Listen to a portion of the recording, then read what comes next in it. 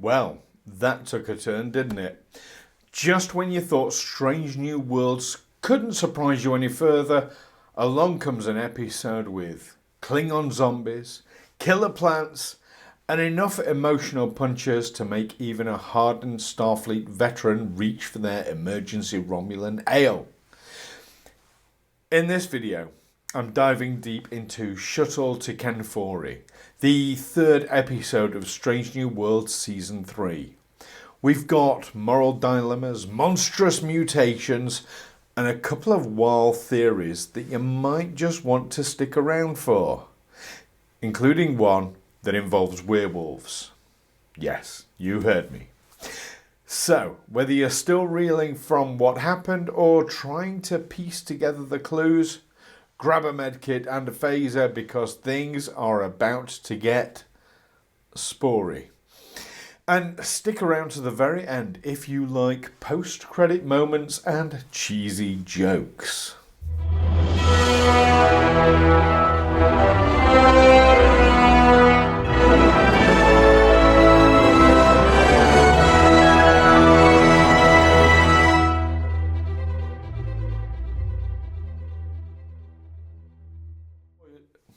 We are going to red alert because this video contains full spoilers for Shuttle to Kenfori.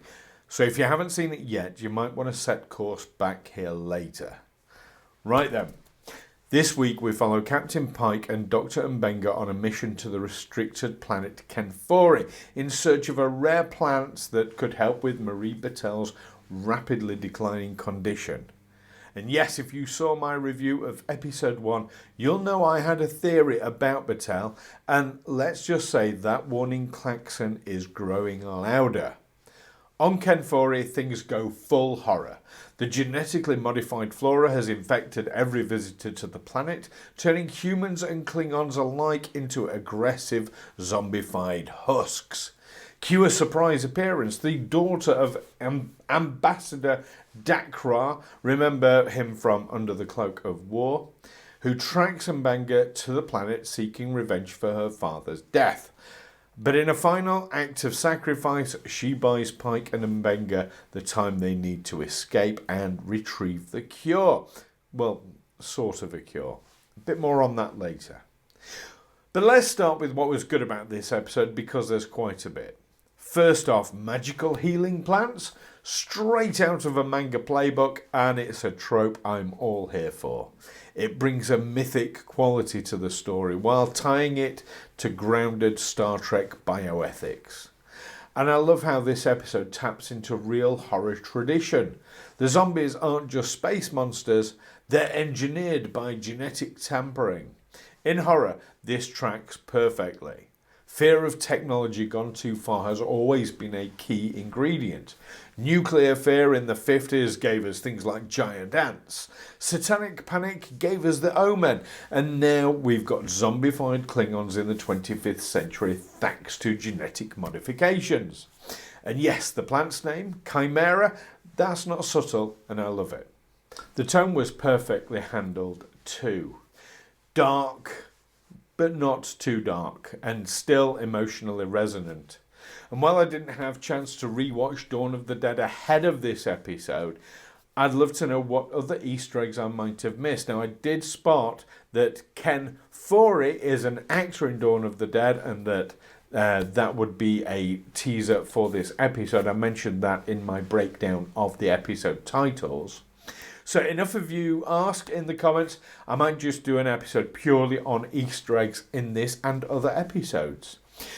But let's talk about what was not so good about this episode. I'm not just talking about number one's hair this week. I mean, seriously though, what was going on there? It looked like she was wearing a hat, and not a very flattering one at that. Now, my only real gripe is how quickly the episode seemed to give Mbenga some form of closure.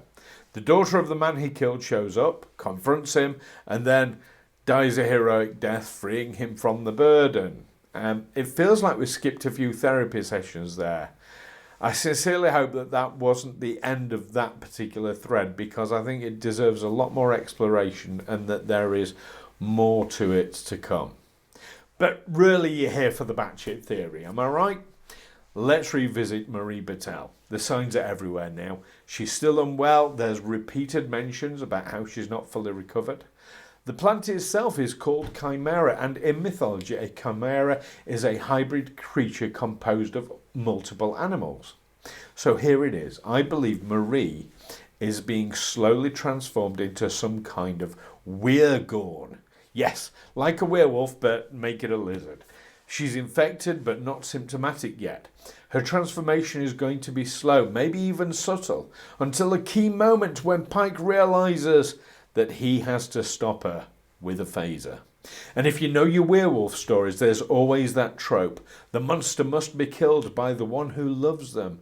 It's romantic, it's tragic, and it would fit into pure Trek melodrama. While we're at it, let me float another theory. Erica Ortegas, she's been through hell, and while she's physically recovered, there's something in her eyes, a distance. I fear they're laying the groundwork for her departure here. Possibly to make way for a new helmsman, possibly named Sulu. Now, if they do this, I am going to need a bit of time over it, because Ortegas has grown into one of my favourite characters. And knowing what Melissa Navia went through during Season 2's filming in her personal tragedy, that makes this feel even more gut-wrenching if it turns out to be true. So there we go. If you've enjoyed this deep dive into Shuttle for Kenfori, then let's keep the conversation going. What did you think about the zombie horror twist? Do you agree with my theory about the weird Gorn, or have you got your own wild speculation? Drop a comment below. I do read them all, and I'll be responding where I can. And if you want more Strange New Worlds coverage, breakdowns and off-the-wall theories, then make sure to give this video a like and hit subscribe. Next week, I'm going to be reviewing a Space Adventure Hour, which I suspect is our holodeck-style fun episode. And with Lieutenant James T. Kirk returning, anything is possible. Until then, keep your tricorders charged and your Batel theories batshit.